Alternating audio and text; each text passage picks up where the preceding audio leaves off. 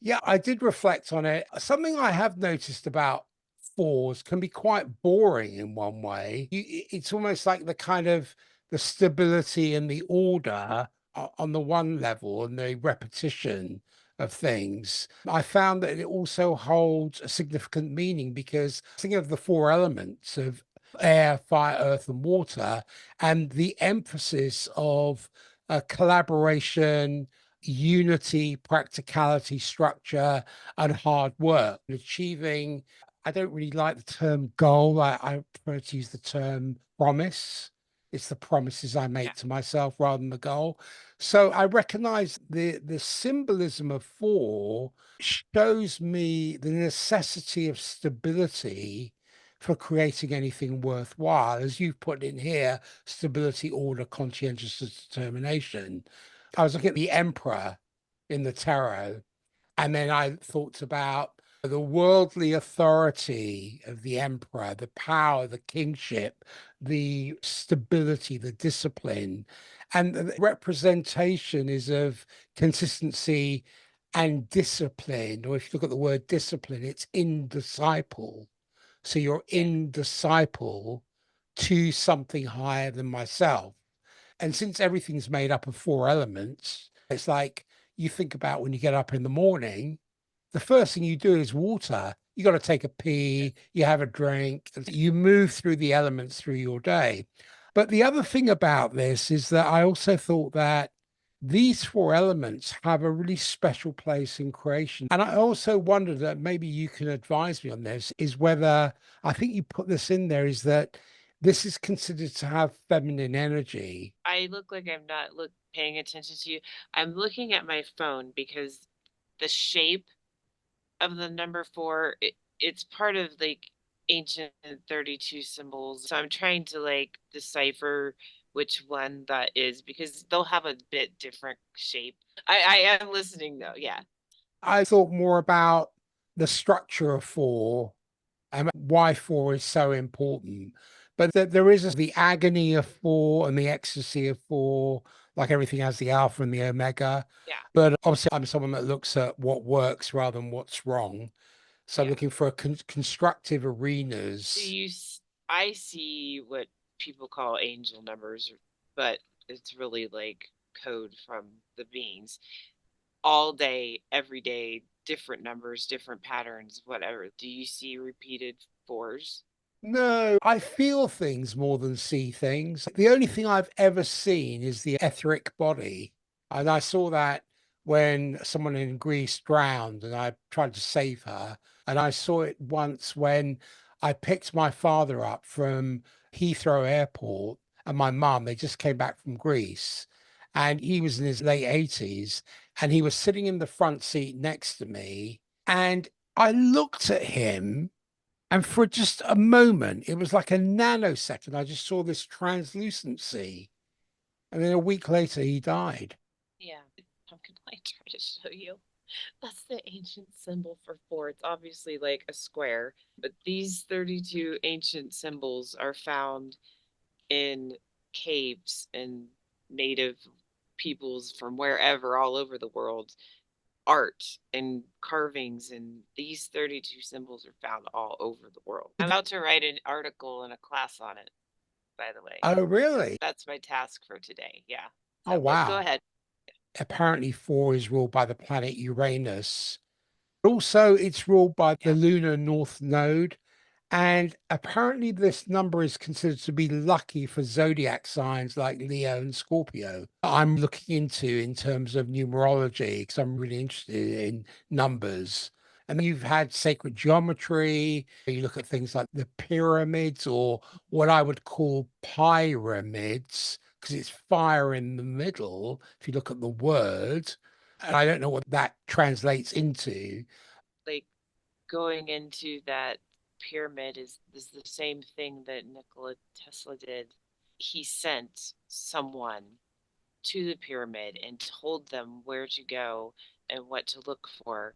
And he was being wired back this information, and that's how he built his free energy system Hmm. and had it displayed. The next thing I looked at was the Arcturians, and thank you again for providing this because this has given me a starting point. I think it's all very well to have a reading and convey them the radiance of, oh, this is fantastic, but then what do you do with it? It's one thing to aspire to have the reading, but then you've got to operationalize it and then go, so what does this mean?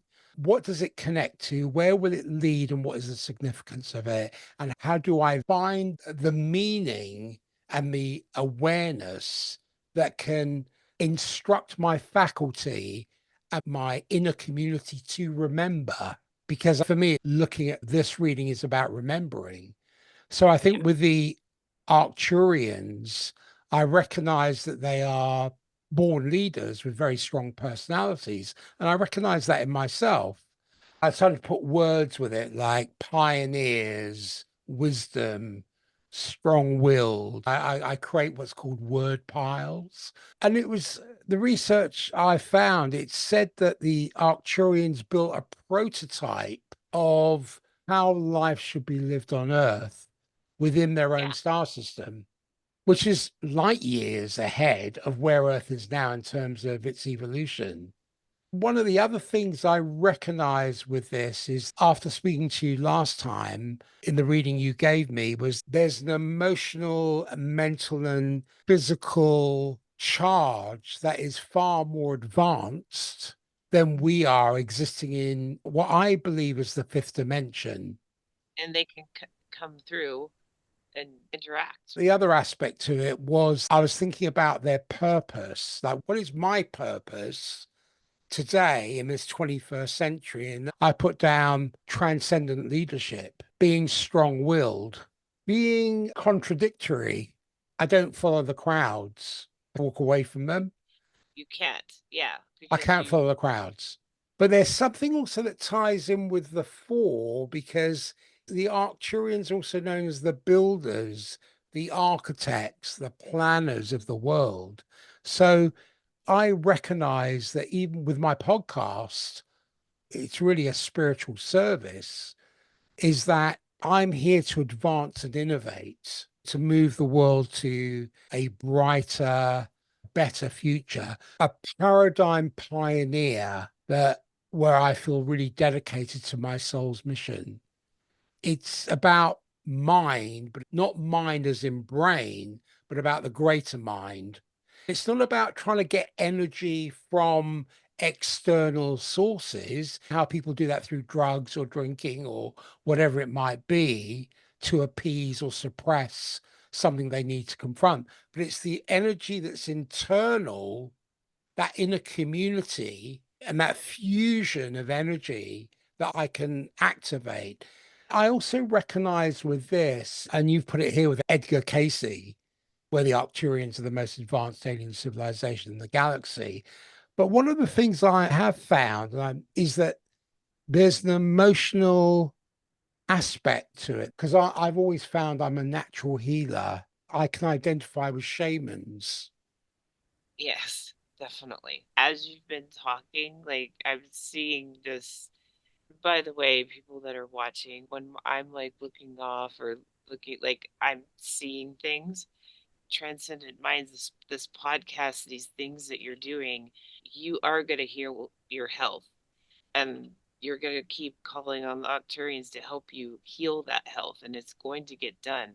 And this whole thing that you're doing is going to explode, and you're going to be able to help a whole bunch of folks, and it's going to be awesome. You got to prepare yourself for that energy shift, because things like that, when they happen and you like boom and you like rise up, but you're kind of like, whoa, you can feel it and what happens. And it's my bird, everybody. Have a cockatoo. He's got a mind of his own. But yeah, prepare yourself. That's good advice. And one of the things I recognize with this reading that you've imparted to me, which I'm very grateful for, It was an awesome reading. Like I was like, oh my gosh, his story is massive. So much fun. in this reading, in my life, in my earthly life, My main mission is really to pave a way to a brighter, more innovative future with new paradigms, not blind paradigms, new paradigms. And it's not coming with cultural ectoplasm or cultural yuck that everybody spews out. Because I think there are different kinds of language. I'm trying to fathom what that language is to advance Earth's evolution technologically, emotionally, and mentally. through symbols. Yeah. So that's why I'm about to do my article class on these 32 ancient symbols, the breakdown of it's there. That is a language. Mm, It is a very simple language, but also very broad. Behind me, this is Metatron's cube. Metatron's cube is actually like not flat like that, huge and interdimensional and all kinds of geometric shapes that break down within it. Those shapes are in these things. They're in the tree of life mm. symbols and things. But that's what you have to prepare yourself for because your body is going to get DNA cell repaired. So you need to be like inviting that and help repair these cells and prepare your mind, like your earthly mind, for that shift because it changes your perceptions and what you're picking up on and what you want to do and people you want to be around and food you want to eat. I'm Yeah. feeling all of those things you just mentioned because I feel there's an elevation that is happening every single day. I cannot make sense of it because I can't have a binary response to it. I can't say, oh, this is good and this is bad. No, it's like a huge canvas whereby it isn't written yet. It's almost like it's coming through the canvas, almost like a watercolor appearing. And one of the things I think it's important for me to say is that I'm not here to do anything forcefully, and I'm not here to persuade anybody. And I'm not going to drag the collective world into a new order of creativity and innovation, but rather to carry out my mission almost unnoticed. Yeah, that's exactly right. I'm a Libra, and even though I need a lot of alone time, when I do go out in public, we're all up in everybody's face and just like, how you doing? What's going on? We just want to be like flirting and fiddling with everybody. Yeah. That's the quality of air. It's a bit like if you go in a room where a window hasn't been opened and you open the window and you let air in, it lifts Yeah. everything up. Yeah. I can't even sleep without a fan. One for the noise because I like the white noise, but I can't not have air movement. I'm exactly the Like you same. because you're on that border. Yeah. Yeah. I love my fan. I want to say that with this Arcturian bent is I'm looking to gently inspire and encourage those that make the choice to listen, who feel that they want to move into a new order through their own personal choice, not through me persuading or indoctrinating or dogma, saying, look, here's a Yeah. practical toolkit of understanding. Yeah. If you want to humanize that into application, Yeah. that's your choice. Exactly with this reading I gave to you. I'm like, here's a whole bunch of puzzle pieces. Now it's your job to finish the Mm. puzzle because it's your life. This is like a facilitating thing and not everybody follow me and listen to me and I have all the answers. It's one of those things, the more I know, the less I know.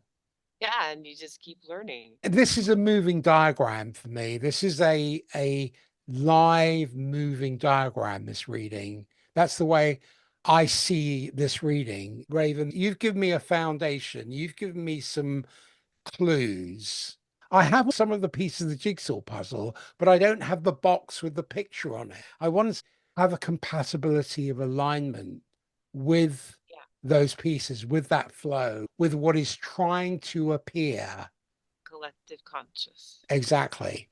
And it'll just come to you when you start to just connect with this is what you should do and it'll just start to happen and Yeah.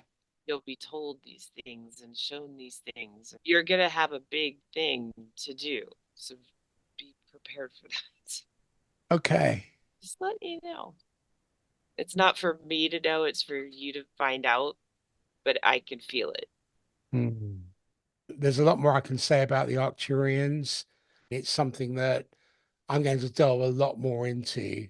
If we move on to Thoth and the Osiris device and how it relates to the Excalibur myth, what I do know about Thoth, because I'm into ancient Egypt, is he was the god of the moon and sacred texts and mathematics and the sciences and magic. And he was a messenger and recorder of all those deities.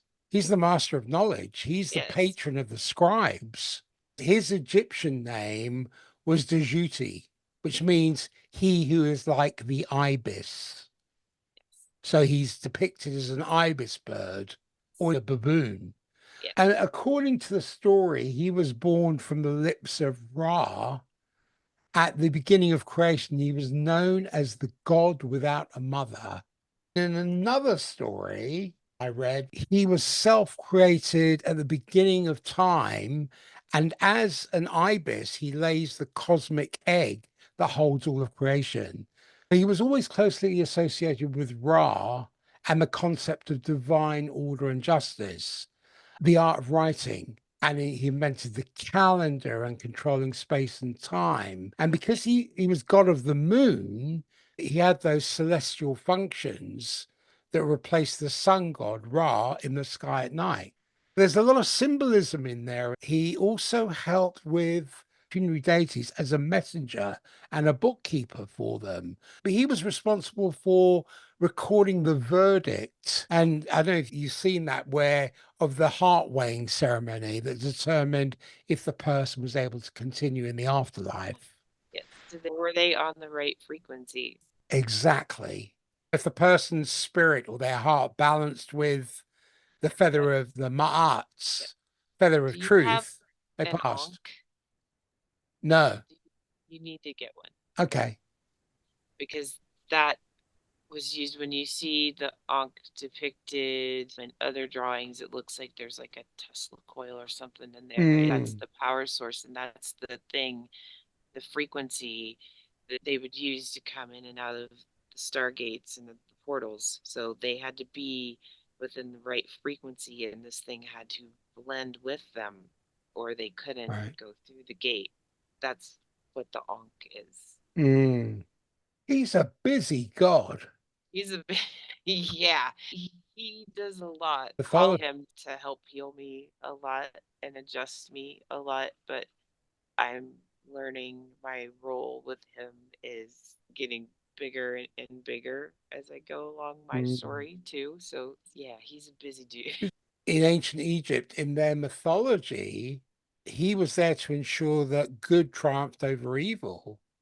And he worked alongside the Ma'at to ensure the correct management of the cosmic order. The other thing that I looked at was the rods, because what is interesting, if we jump into Greek mythology and we look at the rod wielded by the Greek god, and that deity was associated with healing and medicine. In modern times, it's the That's the predominant sign. Yeah, symbol for that's medicine and the medical sign. healthcare, although it's confused sometimes with the similar caduceus, the two snakes and the pair of wings.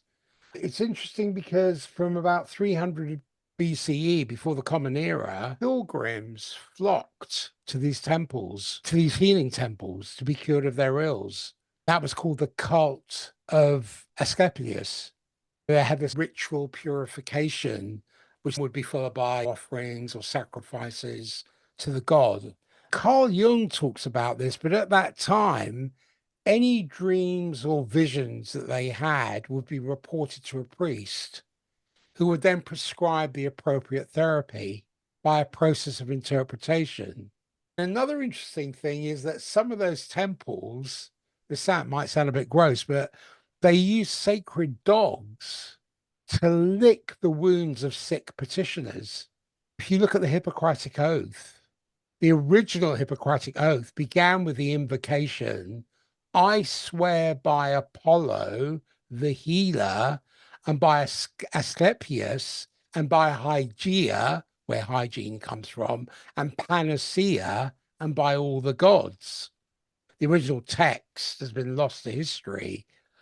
So the earliest surviving versions of the oath date back to the third century BCE. It's interesting because we use the Hippocratic Oath, but its basis was in mythology.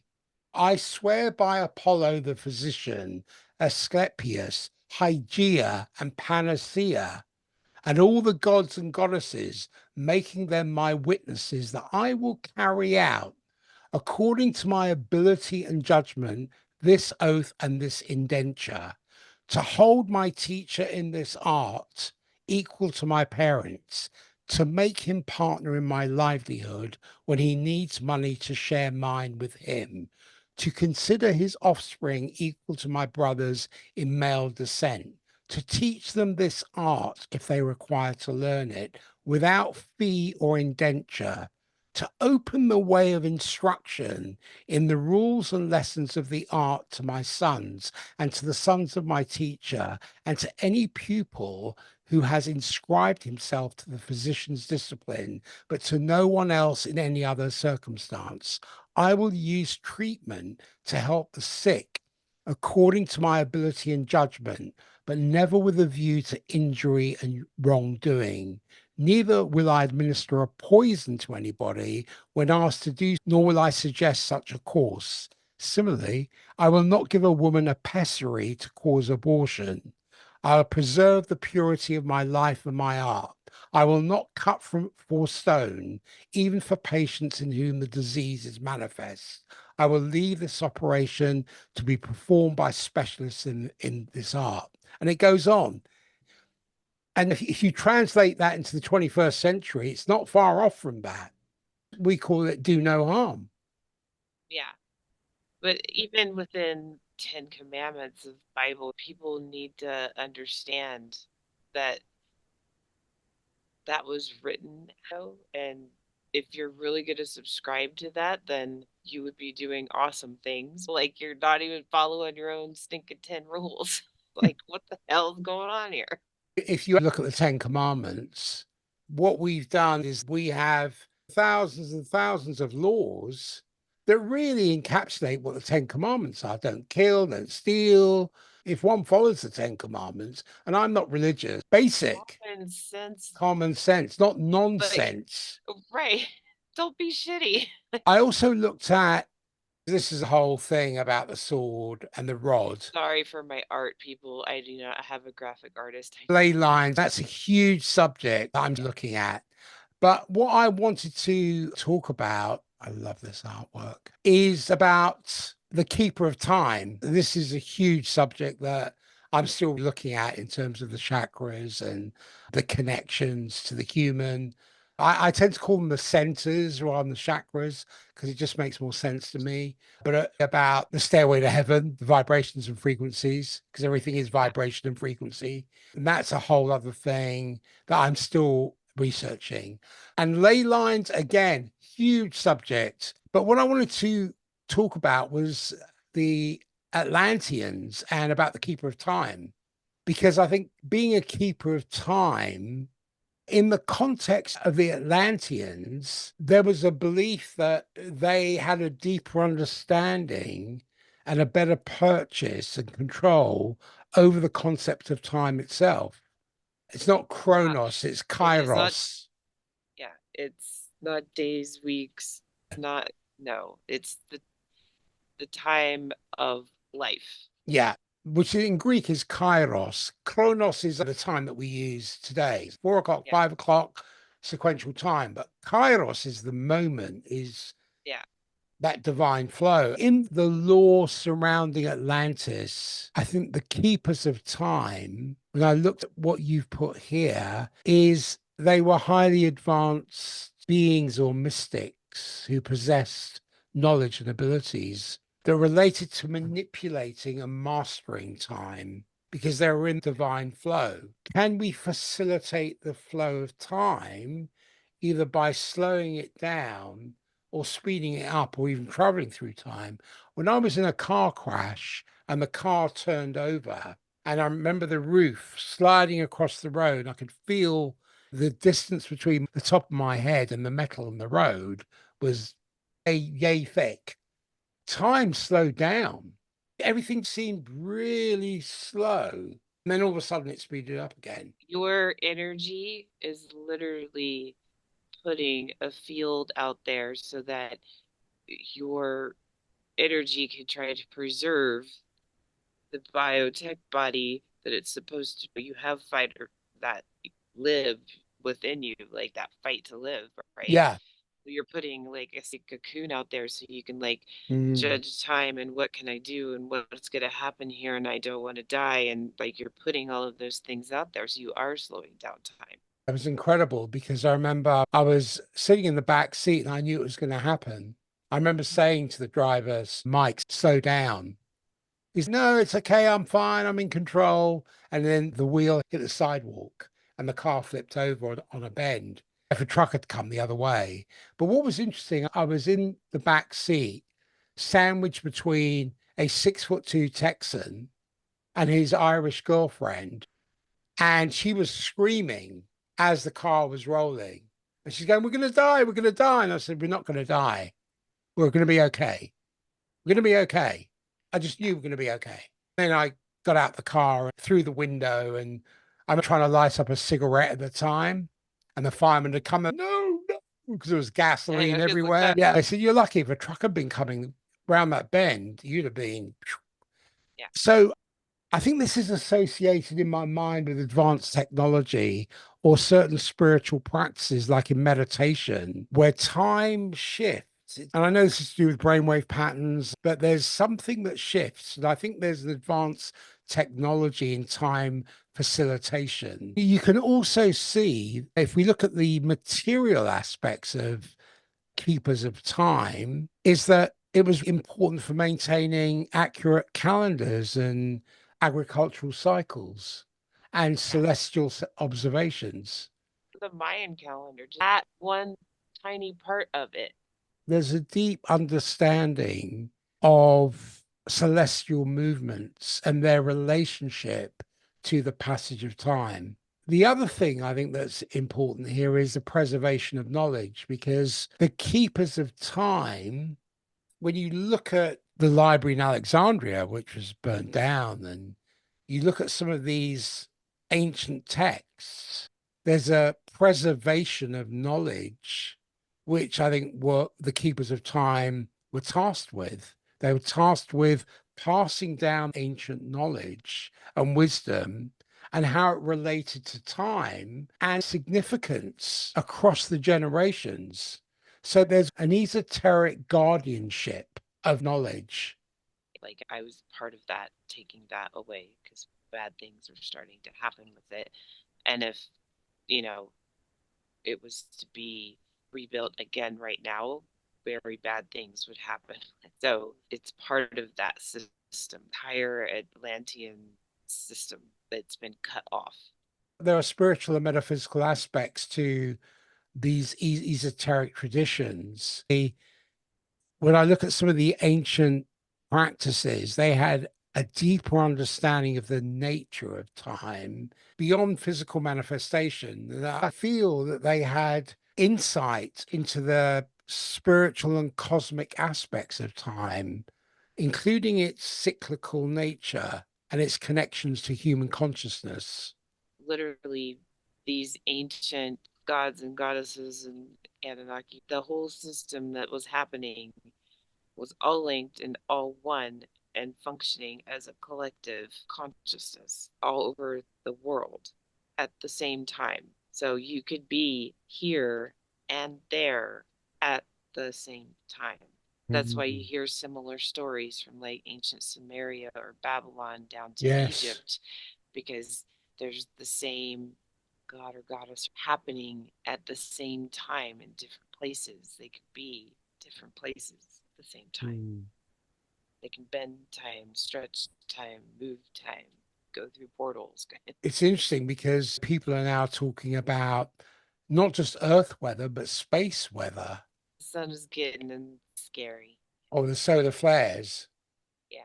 If it turns, like there's a very big spot that they're watching that throws off massive. If it turns, right now it's facing away from the Earth, but if it turns, it would completely destroy us. Mhm. But that's going to take, I don't know, they said until however many years it's rotating of the sun. Or, I don't know math part of it, but anyway, it will hit Earth. And they're estimating maybe in 80, all of this magnetic field and disruption and stuff will hit Earth, but it's going to take a while because it's flinging out. I think the mother, the great mother, has her cycles throughout time and the shifts that she has, and it undergoes its seasons, and the shifts that happen can manifest in so many different ways. And we can see this with asteroids hitting Earth. It's a cycle. And at the end of the day, she will outlive us all. The Earth is fighting back. Like you're Yeah. gonna start because we're not stopping what we're doing. We're just not stopping. You're gonna start to see a lot more crazy weather, volcanoes, earthquakes, diseases and viruses and fungalicious stuff because we are literally like a virus that is killing our habitat. And so now our habitat is I am fighting back. Yeah. This reading has been incredible for me. There's a lot I could talk about. What are you feeling about this after doing the reading with me and working through it? Because you have a lot more insights into it. I'm just starting my journey with it. Do you want to do a recap?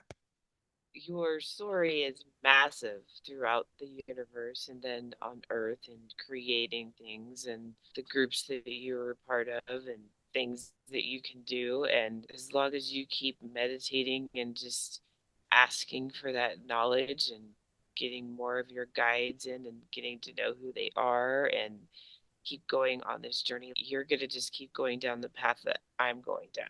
And it just keeps opening more and more info. I've actually had to tell them to back off a couple of times with info and downloads because I'm like, okay, well, like now you're gonna have to adjust me because you'll feel like your energy just wants to burst from your body because your energy is getting bigger and bigger. So make sure you're asking your Arcturian friends to come and adjust you and help you so that they repair your DNA to keep up with what your energy is doing. Once you start to feel those health symptoms or you start to feel off or moody or even just energy shifts from like tasks that you'll start to learn that you have to do to help the planet and things like that. Like, make sure you're pulling in energy. And I meditate a lot to sounds from out in the universe. A lot I meditate a lot to Andromeda because I'm from Andromeda galaxy, but I've listened to Venus, I've listened to the sound of the moon, things like that. So maybe you can try things like that. I actually have a meteorite that I meditate with sometimes as well, but now past that, like I don't even have to hold that anymore. I can just take myself there.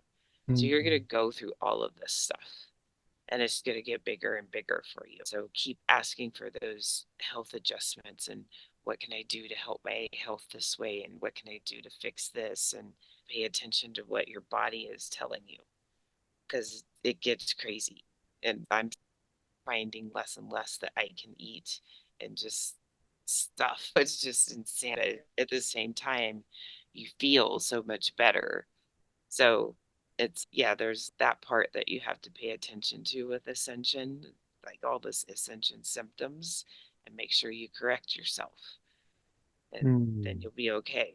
One of the things the reading gave me was I started writing what I'm calling the universal perspective. So, in the universal perspective, I started to look at what are the principles or overlords of the universal perspective in my life, and not just in my life, but in what my life can represent that can have that ripple effect. So, the first principle is of conservation. What do I mean by that? Is I mean that as a life, can I ensure the efficient recycling and maintenance of the universe's underlying material and energetic resources as it evolves? So that's the first principle of it. The second principle is of creative ingenuity.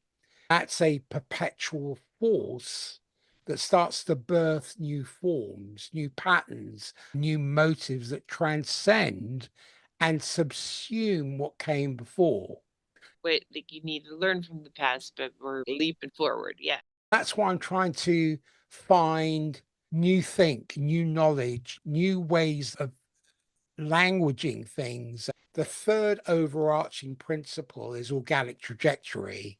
What I mean by that is that the grand sequence of life's unfolding from the simplest replicators to increasingly complex, sentient, self reflective beings that are capable of influencing and even co creating as a life my contribution to the universe's course. It's like an organic stream. Yeah. And I see that we are at a pivotal stage now where we're entrusted with a tremendous responsibility of shepherding life's currents towards their ultimate transcendence. We're the penultimate filter through which this divine creative plan can flow through and express itself at this phase of the cosmological unveiling. So there's an evolutionary path that stretches far across biological, social, technological domain. We're incredibly anchored within this wider process, and we're imbued with immense significance. Because if you think about the human realm, it's been carefully constituted and engineered. If you look at our biological evolutionary beginnings, you look at our cultural symbolic manifestation, our present, what I would call kindergarten as planetary technologists, flirting with the fires of altering life's trajectories. But I still think we're either in the kindergarten or adolescent phase. I'm not sure which yet. Sometimes I look at the world, I think, God, this is like kindergarten. Then you look at like the words of Robert Bigelow. He's like the head of Lockheed Martin Skunk Works, like deep dark projects. He actually used Mm, to own Skinwalker Ranch at one point and other places. Like he literally said, when it comes to technology, it's like we've already within the universe and space and universe weird things that they've gotten from crashed vehicles or whatever they do. We've already been there, done that. You just don't know. Kennedy was probably the last president to ever briefed on any of this, and he wanted to use it for good to help America, to put us ahead on clean everything and like modern everything and take us to the moon and all of that. But they killed him because they want their fossil fuel money and they don't want to stop. So he's got like documents that show that when you think about that horrible day and those things that happened and how it's just really never been solved, even though like the Warren Commission did whatever they did.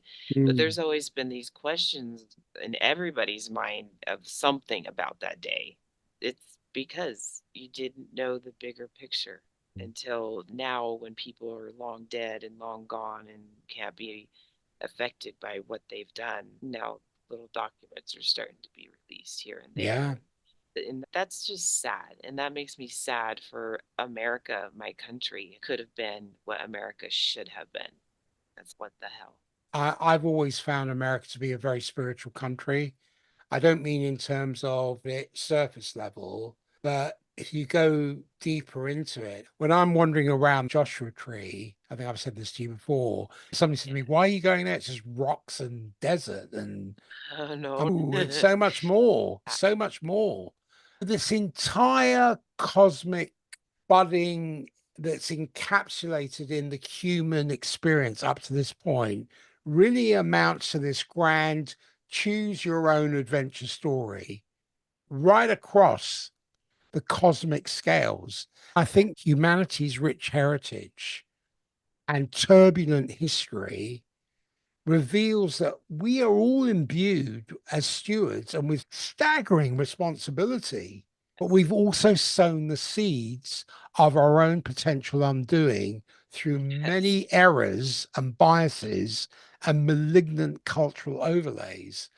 When I look at the reading that you've done for me, where that's led to and the significance of it, It points to the fact that our highest philosophical, spiritual teachings all point towards a central affirmation that we have been fashioned in the image of a divine, creative, galactic principle that's encoded with primal polarities of the yin and the yang, the feminine and the masculine. But this is the sacred charge, I believe, to become these conscious co creators that are aligned with the deepest flows and processes that birth galaxies, that birth life and consciousness Yeah. from what we see as probably the featureless well springs of the universe. Because Yes. when you look at the moon, you think, oh, just craters, or you look at certain planets, you think, well, they're quite featureless. Our role, should we choose to accept it, is to engage in this great work of illuminating and healing this fractured cultural narratives and transcend our adolescent distortions and elevate our civilizations.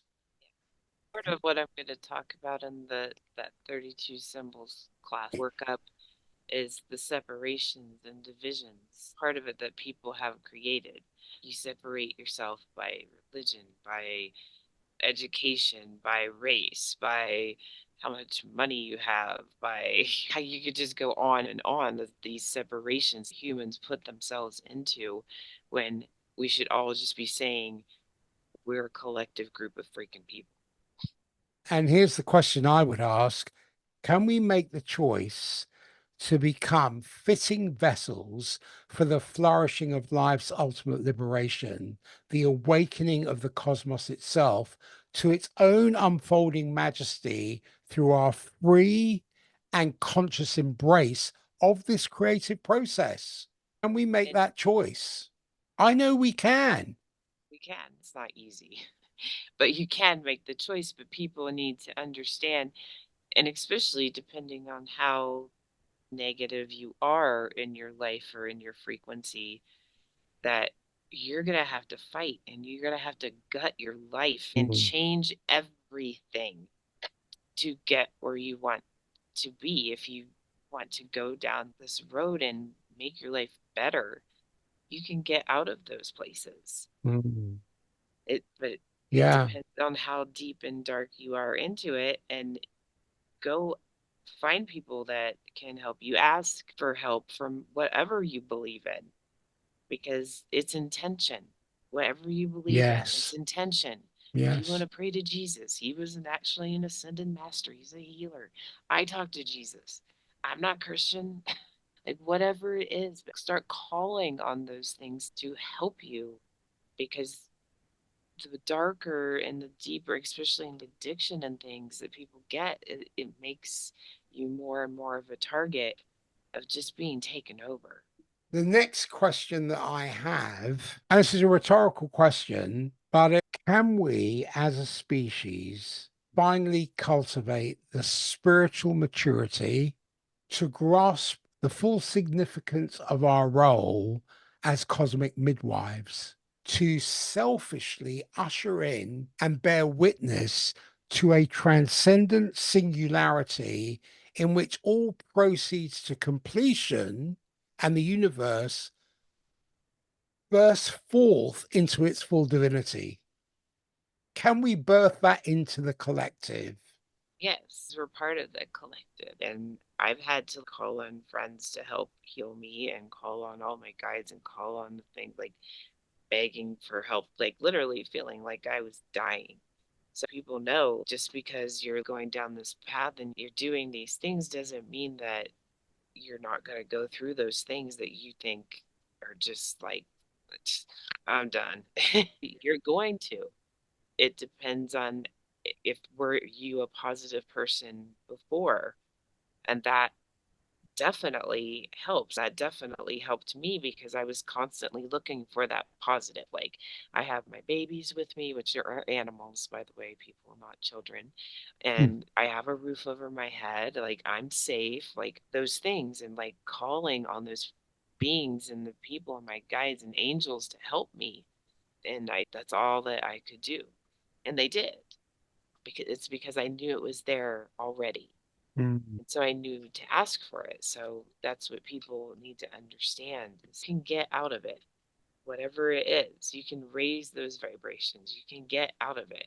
The spirits that come to me that I get are suicides. I don't know why, but for whatever reason, that's what I get that are specific to me. So I feel that pain and I know what people are going through. And I've felt that pain as a really strong empath and being in very dangerous situations with people that were doing very bad things to me. Maybe because I know that feeling, I don't know. So I don't want anybody to feel like that's where you have to be stuck. You're never stuck there. Start asking for help, no matter what it is. Just start Mm. asking for help from a light source, from a good source. Like, Yeah, so that absolutely. you don't get some Joe Schmo coming in that's just going to make things worse. When people start asking for help, that starts to mean they're acknowledging, oh, now I have a problem. What is it to ask? How do people ask? It's self-reflection. It's literally looking at your entire being and self in the mirror and reflecting on all of it and what's going on in my life and what is this person and what is my environment and what does my body feel like and what am I doing to my body and what does my mind feel like and my mood and like literally self-reflection. I understand there's those situations that people are in that are very abusive and you get trapped. But even then, start asking for help. Start Mm. asking the light and that enlightenment and whatever you feel that is love. Start pulling that to you and asking for help because it's there. And you There. develop a relationship that way Yeah. because repetition causes internalization. The more you repeat something, the more you encode your neurology, your cellular life. When I look at the grace and grant of the covenant, there's a sacred responsibility. That's what comes to my mind. The human mind and the spirit, we must choose to honor it. We must align our actions with the fundamental laws and processes that give rise to all these complex, thriving systems across multiple scales of existence in terms of revering and protecting the ingenious designs and dynamics through which life assemblages emerge and evolve. The covenant enshrines us within an intrinsic drive, like a sacred container, to continually grow and create and evolve and struggle and to cultivate our highest evolutionary potential. So to ask as a species, not just for our own glorification, but as part of the great cosmic currents that dependably flow when we harmonize with the deepest patterns of existence. And if we Yeah. can do that, to live within the means of what the earth and the cosmos can sustainably provide and causing no more than a minimal disruption required for our thriving. Yeah. Because all this wanton destruction and domination of others and contravening the sacred laws of life, to me, those are grave violations of this covenant. They're Yeah. grave violations. Yes. Where are the So virtues of diligence and peaceful order and creativity and wisdom? just e- equality for everybody, every freaking person on this planet. I don't care if you live in George the Jungle somewhere and nobody knows tribe is there. Equality for everybody. We're all people. We're all people, dudes. Like, There is a duty, like I was saying earlier, but when we really embody the virtues of diligence, equality, peaceful order, creativity, wisdom, and we use our faculties and powers of our mind and our spirit to assimilate the deepest mysteries. I know it's probably not for everyone. I feel that in this way, we can become living emanations of these cosmic currents. And we can use our unique position in this crucible of existence to help usher life's expressions towards an unrealized transcendence. So it's fulfilling our end of the covenant through Yeah. sincere striving and sacrifice, because there is struggle, there is striving. It is messy sometimes. Can we allow this vast cosmological procession to flow its fullest? Somebody or something is gonna end up stopping him because it's out of control. If we So don't stop, it will stop us. yeah, yeah, that's what I'm saying. So I don't want people to be hurt. I don't want people to lose their family members and have their house torn apart or whatever. But when humanity as a whole is crying about, oh, I lost my house and all my things in a fire or an earthquake or this happened or that happened, this or volcano, or like we did this to ourselves. So we've got to Absolutely. suck it up and try to fix it. That's the responsibility I'm talking about. That's fulfilling our end of the covenant. And you need ruthless honesty with oneself, like you were saying earlier. Yeah, you've got to be able to completely inner reflect. And I don't care if you're the freaking Dalai Lama. He's got a dark side too. Sure, He has to sure. reflect on that. He Yeah, has to recognize that. He has yeah. to recognize those things within himself and not want to go there. Everybody has to do that. I'm a great supporter of natural freedoms for oneself, not to be restrictive or preventative of the natural freedoms of others. In my life, I have been homeless. I've entered into the rough and tumble of life, as many people have had, but at the extreme, from sleeping on a park bench to being bankrupt to having violations, people robbing me in business, all kinds of stuff. But do I play victim? No, no. Let's figure this out. Why is this happening and how can I change it? Yeah. And what Like can I learn from it? yeah, I had to do that. Like either if I invited the really harmful person into my life or my parents did by who they chose to marry after they divorced, very dangerous people to me. Like I've had to understand like I was attracting those things into my life. Mm. If I invited it, like they made their own choices. I invited it. I was attracting those things. I could never figure out why. Like, why are people treating me so bad? Because I don't treat them like this. I just could not figure out why.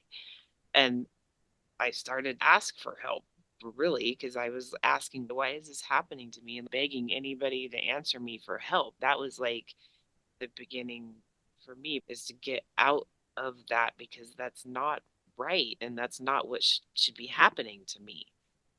Whatever the hardship is in your life, that really hard thing, everybody has it. I don't care if you are some gazillionaire with 10 houses and your life looks awesome because you're some celebrity. Every time you walk out, you're like, yeah, like you still have deep, dark shit that you have to go through.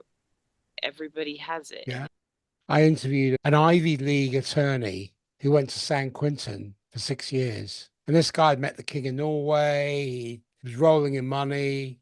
And it's quite a simple but complex story in terms of his upbringing. But he murdered somebody, drink driving. And he spent 6 years in San Quentin. But now he's paid his dues.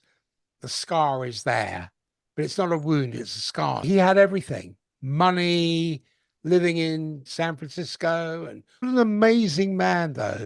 He learned a lot. He learned and he fancied himself as a star actor on the stage of his life, freely improvising his movements, his lines. But in truth, he was just a puppet dangling from the invisible strings of his own psychic inheritance, his patterns. They were playing out these recurring dramas born of past woundings and identifications and karmic inertia. For him, it was the crucial difference between being affected by these ghostly presences versus remaining unaffected and free that separates the unconscious role players lost in the fog of conditioning from those who managed to elevate their own awareness above the vapors of past trauma and bias. And he's done that. Now he writes for the San Quentin News. He's on the board of rehabilitation, reform for social justice. But he said, I took a life. I took a life. I murdered somebody. So it wasn't just my family and his kids, it was also somebody else's family. It's that ripple Yeah. effect. He thought he And had it all. you try to be the best person that you can, even when you can consider yourself a good person or whatever. There's some of my choices in life, like who I chose to marry, deeply wounded and hurt my relationship with my mom, and deeply wounded and scarred her and put her in a state of fear that she was going to lose me because he was one of those abusers that get you separated from everybody that cares about you, Yeah. and he could be violent. He wrote the letter and sent my mom a letter saying don't ever con, but made it sound like it was me, but she knew I didn't write that. But that wound was there for the rest Mm, of her life, and I caused that. I have to own up to that shit. Like, mm. I allowed that to happen because I did not have the strength to say no. But now, as I've grown up in life, now I have the strength to Yeah. say no. So there is a lesson to be learned even when you do something that terribly wounds somebody. It's also to do with measurement and interpretation because you can measure maybe what is happening at that time, but you may not be able to clothe it in descriptive value and give it interpretation. And sometimes as you grow older, the heart of the matter can usually be seen from afar. So when you Yeah. take that step back and you've advanced in your years, what was a mountain now becomes a molehill because you Yes. see it for what it was. If you want to profoundly know yourself, you've got to explore your inner landscape with ruthless honesty. Yes. Bad. Yeah. And you got to confront those phantom Yeah. residents that want to claim sovereignty over your role in this great cosmic play. You're going to get more interference. The more you enlighten, the more you start to find out what you're supposed to do on the planet. Like, you're going to start to get more negative things trying to push in on you. So you've got to know yourself so that, whoa, something's like trying to interfere with me here. It's part of knowing yourself.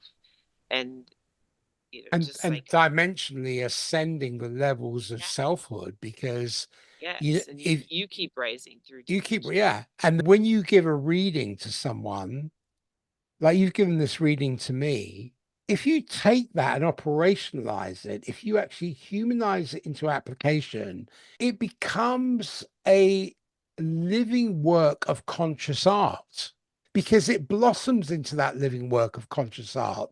But you have to have that existential authenticity in oneself and not to be like an actor jerked around by all these unseen strings, but you've got to be the master playwright. You've got to be the director. You've got to be the improviser. You've got to co-create new You can tell possibilities. those people that have Oh, self-love for themselves yeah. because they just fly their freak flag and like they don't care. And like Okay.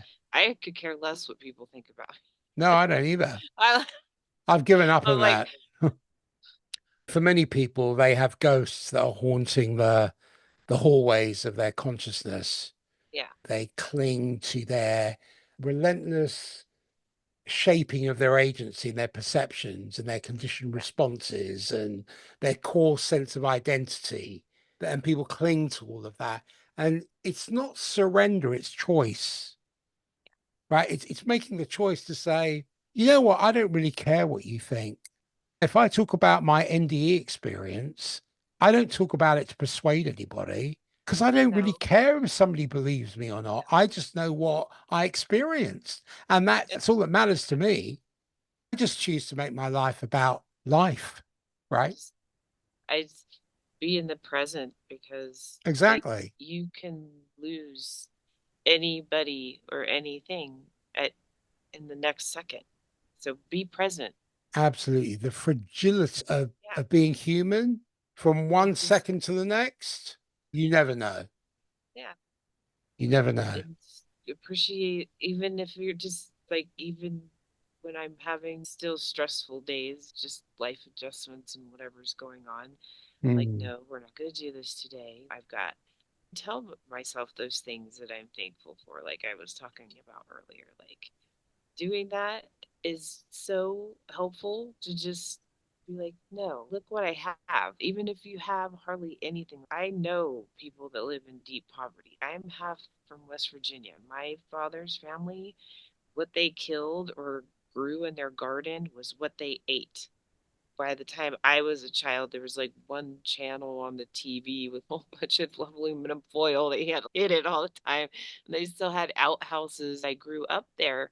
That was the one place in my childhood that I always felt safe. One, I was surrounded by nature. So even though we were running all around the mountains in West Virginia and could have got killed by snakes or bobcats or bears or all kinds of freaking crap, I'm a Gen Xer. Our parents didn't know where the hell anybody was till it was dark and then you had to be home. But we were like everywhere doing everything, but we were allowed to be kids Yeah. because we didn't have anything. So we literally were allowed to just be kids. It was amazing because it was so much like a peaceful childhood experience Yeah. because we were just outside constantly because that was your entertainment. I still have a love for nature, but earth because of my past lives too. But yeah, Yeah, like absolutely. nature, get me out in nature. If I'm all messed up and not empath down, get me out in nature. I'll be fine. For many people, they experience what I would call a separation event. That could be as basic and as practical as the dissolution of a romantic relationship or the loss of a close personal connection. And that can have profound emotional, cognitive, behavioral, and psychological impacts. Even losing my mom, and I'm a medium and I am who I am, and she is right here with me. Like, I can feel her touch me, I can hear her talk to me, I can see her. She is here. I still had to go through because it's a shift of she's not in this anymore. It's different. And my mind still had to shift. I feel very bad for people when they lose somebody and they just think just gone, completely gone. And I'm like, no, they're not. They're not. They might have other things to do and they might not, they're still there. Death isn't, doesn't have to be as tragic. No, People not make at it. all. I do see that as a cosmic conscious reunion with oneself, with the Yeah. vastness of life, and Yes. ultimately with a non-dual source, because we're on a journey of repeating letting go into vulnerability. We are attempting, and it is an attempt to dissolve the ossified self constructs, Yeah. to really unleash one's intrinsic fluidity. Because Yeah. when we make the choice of relinquishing control, I feel the soul rediscovers this boundless abundance and creativity that's always available through choice.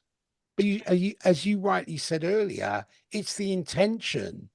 You've got to It's the make the intention. you got to want to self reflect because Mm, you got to clear out, you got to face whatever that is, whatever. And it's a lot of things for every person.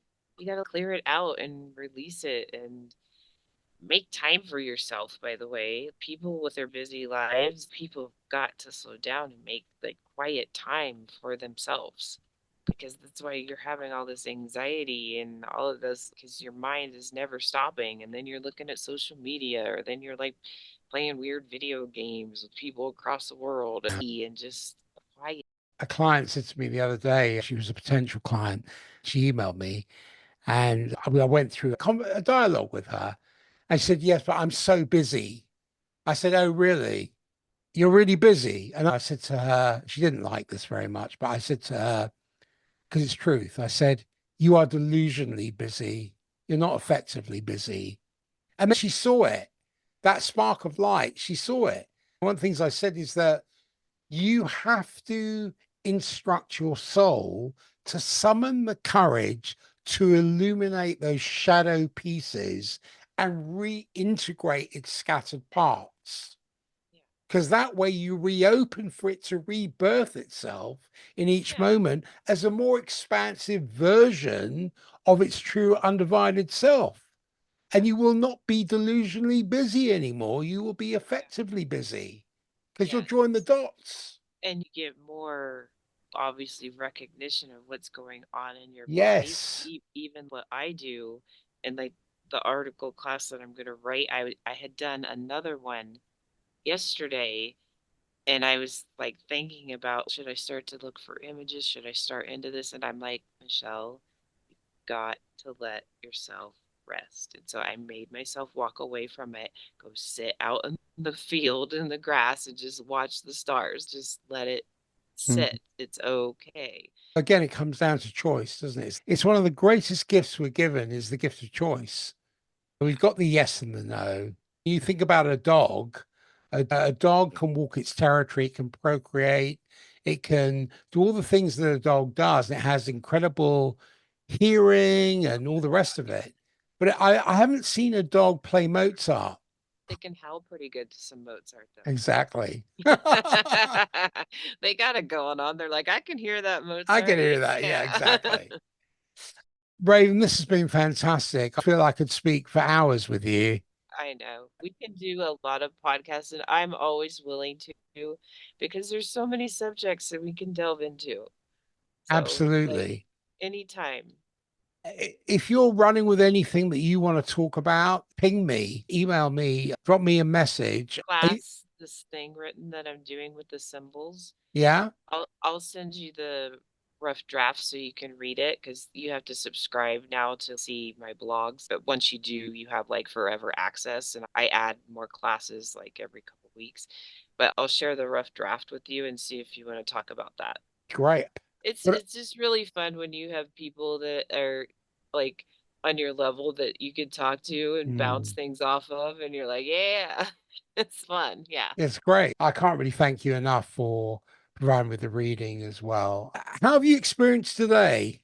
I had to tell anybody, by the way, be prepared for big energy shifts. When I broadcast, big things start to happen and light shows and things are going on. I understand like what airplane contrails are, but when I start broadcasting, I know what the air traffic above the town I live in looks like. It's often ever Wow. because when people fly into Salt Lake International Airport, they come in, they make the jets come in from the south and come in that Oh, way. really? And Right. we don't have a lot of air traffic that comes through this way unless they're cycling through so then they can come round up and come Mm, back south.